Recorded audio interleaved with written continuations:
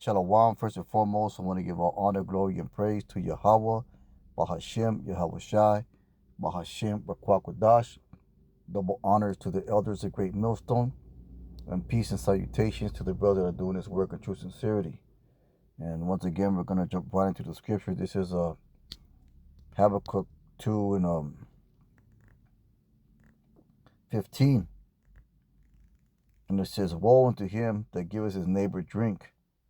Now, learning from the elders and apostles of Great Millstone, we understand that drink is symbolic of wine, philosophy. So that's the drink they're talking about. They're talking about the wicked giving his neighbor or the inhabitants of the earth drink or wine or philosophy. That puttest the bottle to him. Let's get that little footnote to puttest attaching or joining, and makest him drunken. Also thou mayest look on their nakedness. Now, the so-called white man has done this to the so-called black, Latino, Native American. He has attached to our people, he has given our people a wicked philosophy, a wicked drink, a wicked concoction in the form of the culture that he gave you, Jake, man. He gave you, Jake, the gang culture. He gave the so-called black, Latino, Native Americans a culture of adultery, a culture of wickedness, a culture of evil, a culture of poverty, of crime, of drug addiction. That's the culture that he gave you. He gave you propaganda that supported and celebrated that culture. He has given him his neighbor drink. So let's get into these definitions here. Let's go into him that gives his neighbor drink. Let's get that word neighbor. Friend, companion, fellow, another person, friend, intimate, fellow citizen, another one. Well, another person. Drink. Let's get that word drink. To give him drink. Well, basically that philosophy, man. And that drink, that culture that he gave you, that propaganda, that program that he put forth for you to dwell in, with the program that he put in the barrios and the ghettos and the reservations, was that of our downfall. It says that put bottle to him, that puttest thy bottle to him, and making him drunken. Also that thou mayest look on their nakedness, to put you in shame. So this is what the so-called white man does to our people. He points fingers at our people. The book of Revelation calls him the accuser of our brethren. Let's go ahead and get that.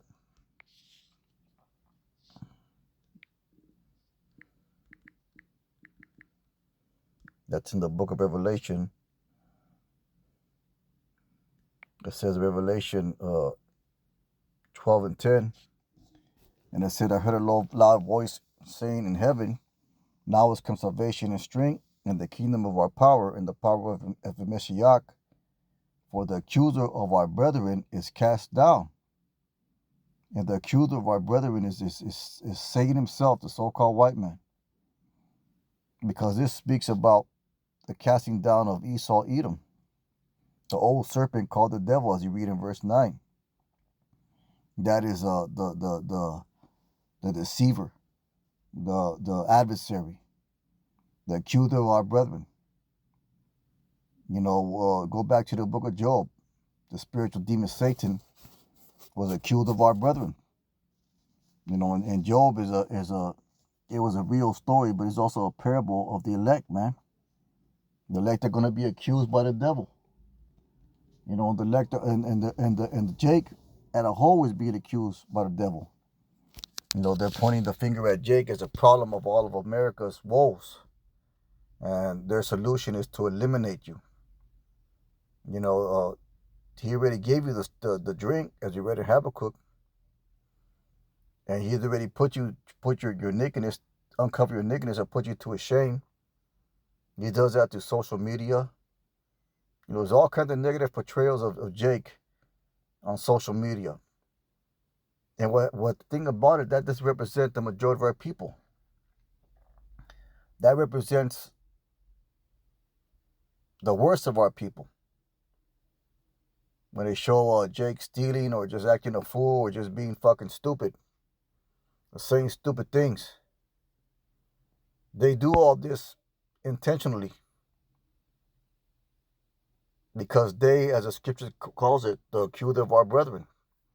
And he's going to be cast down, which accuse him before our power day and night. So that's what he does, man. He said, look at your chosen. You know, he set it up to accuse us, man. He set up this world system. He set up this Babylon for us to continually go off. All the things that he puts in the food, the fabrics that we wear, uh, the changing of days and times. It's a culture that he gives you. The social engineering that he instills. That's accusing day and night. The social media, the TV shows, everything, man. Everything is set up to make us look like we are evil and he is good. And now they're trying to enforce that through law. And we're gonna get a scriptures that talk about that too. Let's get Psalm 58:2. This is Psalms 58:2, and it says, well, I'll start at verse 1. It says, do ye indeed speak righteousness, O congregation? Do ye judge uprightly, O ye sons of men? Yea, in your heart ye work wickedness. Ye weigh the violence of your hands in the earth. The wicked are estranged from the womb. They go astray as soon as they be born, speaking lies. You know, that's the enforcement of their propaganda. That's an enforcement of their wine, their drink. Because it says here in verse 4, their poison is like the poison of a serpent. And that's exactly what the drink he gives you is. It's poison. It's meant to destroy you. A poison is meant to kill you. They are like the deaf adder that stoppeth the ear, which will not hearken to the voice of charmers, charming never also wisely. And here, I think it's David. He cries out to the Lord for this, man. It said, break their teeth. So he cries out for the destruction. You know, just as we cry out for destruction as well. For the destruction of our enemies, the destruction of the goods of our brethren. It says, break their teeth or their might, O Yahweh, in their mouth. Break out the great teeth of the young lions, O Yahweh.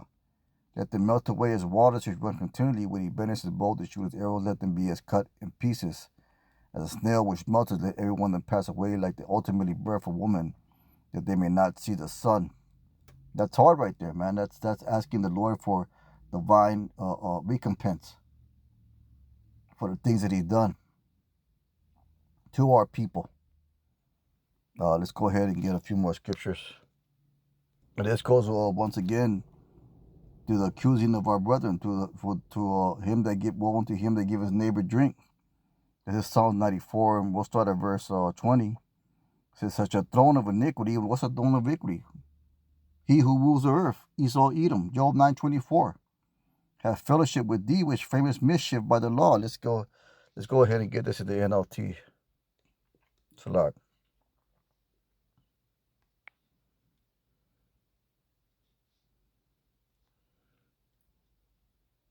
It says, can unjust leaders claim that Yahweh is on their side? Leaders who decrees permit injustice. And that's exactly what you see right now. They're making decrees that permit injustice. They've always been doing that, but now they're just doing it with more fervency. So they gang up against the righteous and condemn the innocent to death, the accusing of our brethren.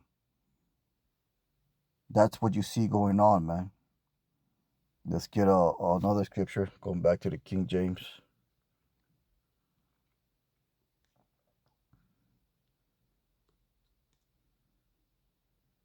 You know, right now he's using his law, or he's making laws to get rid of you, Jake. This is Isaiah 10:1. So you are doomed, and then in the GNT, you make unjust laws that oppress my people. That is how you keep the poor from having their rights and from getting justice. That is how you take the property that belongs to widows and orphans. What will you do when Yahweh punishes you? What will you do when he brings disaster on you from a distant country? The ICBM missiles are coming from Russia and China and other countries. Oh, on you from a distant country, where will you run to find help? Where will you hide your help? You will be killed in battle or dragged off as prisoners. Yea, even so, the Lord's anger will not be ended. His hand will still be stretched out to punish. Ultimately, the Lord is going to give us recompense for the behavior and for the deception and the accusations of this devil. But with that being said, just a real quick lesson here at the plantation. Most High will and hope is edifying. With that, we give all honor, glory, and praise to Yahweh Bashim Yahushai. Kahala Yahweh Bashim Yahushai. Let's keep on pushing. Shalom.